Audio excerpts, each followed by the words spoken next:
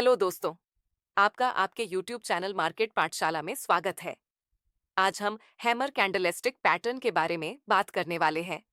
जैसे कि hammer candlestick pattern दिखता कैसा है, इसकी वैलिडिटी कैसे तय करते हैं, मतलब कौन सा हैमर कैंडलस्टिक पैटर्न सही है और कौन गलत।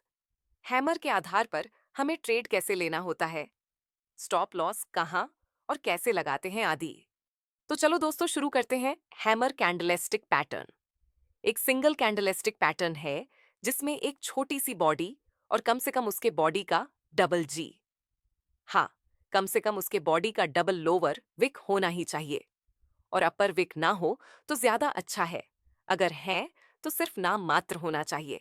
सामान्य तौर पर बॉडी का कलर मायने नहीं रखता, फिर भी अगर हरी या ग्रीन हो तो ज्यादा अच्छा है। हैमर कैंडलस्टिक पैटर्न की वैलिडिटी: पहला, एक अच्छे खासे डाउन ट्रेंड के बाद हैमर कैंडल का फॉर्मेशन हो। दूसरा, किसी इंपॉर्टेंट सपोर्ट लेवल पर बने।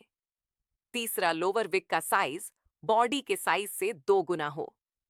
चौथा, किसी इंपॉर्टेंट पुल बैक या साइकोलॉजिकल नंबर के आसपास बने।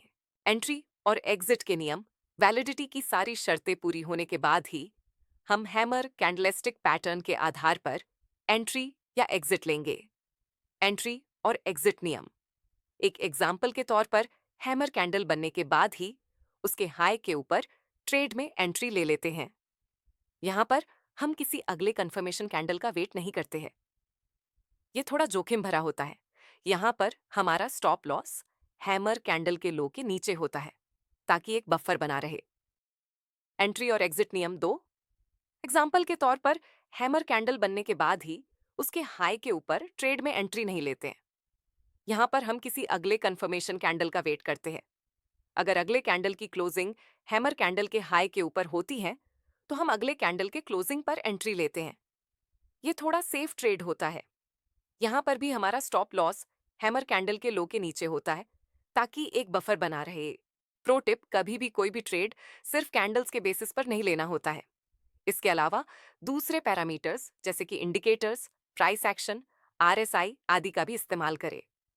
दोस्तों, आपका कीमती समय देने के लिए धन्यवाद और हमारे चैनल को लाइक, शेयर और सब्सक्राइब करें।